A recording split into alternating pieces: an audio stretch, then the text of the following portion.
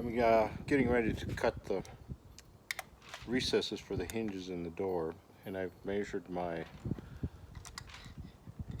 router, and it's exactly 1.5 inches from the side of the router to where it's going to cut. I've spaced off the 3-inch recess 1.5 inches either side, so I should be good to go to cut these things.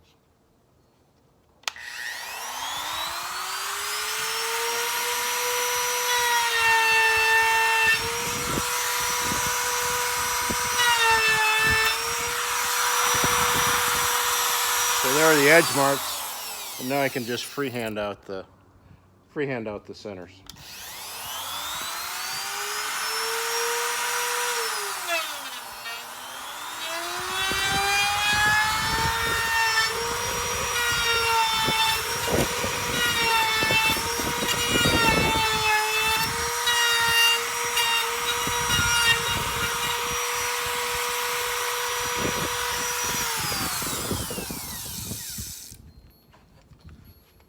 Yeah, it could be prettier, but the hinge now gets set in there, and the center of the hinge needs to be 3/8 of an inch back from the face. Center of the hinge, not the edge. So that's where I'll screw it. Okay, there are the hinges in. And you can see they get set back quite a ways. I'll show you in just a second why they need such an offset. It's a little more than you would expect. I did it on the bench here before building the door because it's just easier to do this machine work on the bench.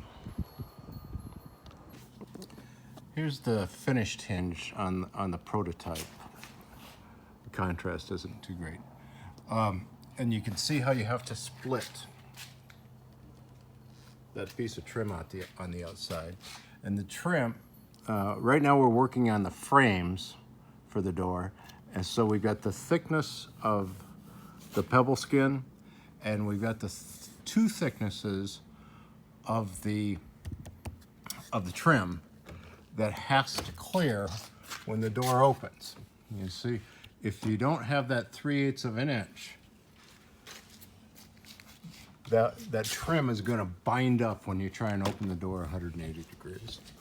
And with that hinge pin outboard of the trim, which the 3/8 of an inch gets you, you're good. Okay, I put the frame together here. I'll go through a fastener survey with you. First, glue between the two arch layers, dowel pins, and 1 1/4 inch screws. Now, these of course don't have to be drilled. The plywood's pretty tolerant. But in most of the door, we're working right at the end of a piece of wood.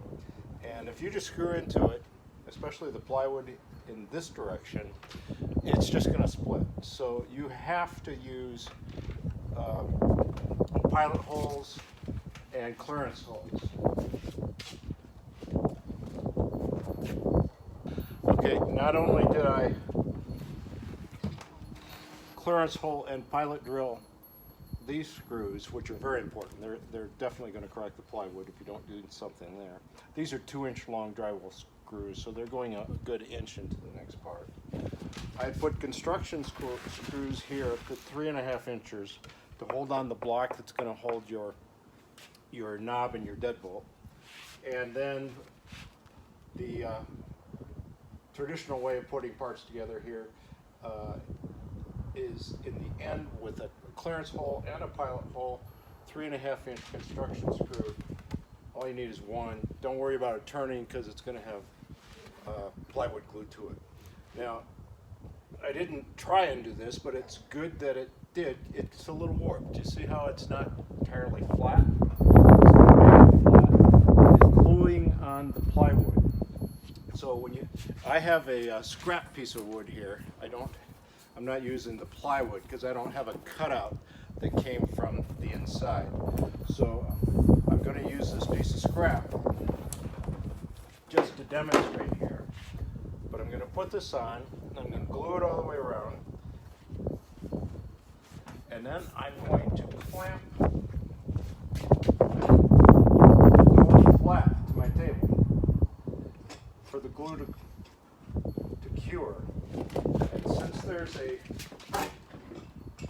flat piece of material here, it's going to hold the shape afterwards. So I would clamp this down and come back the next day after the glue is cured, and that door should stay flat after that process.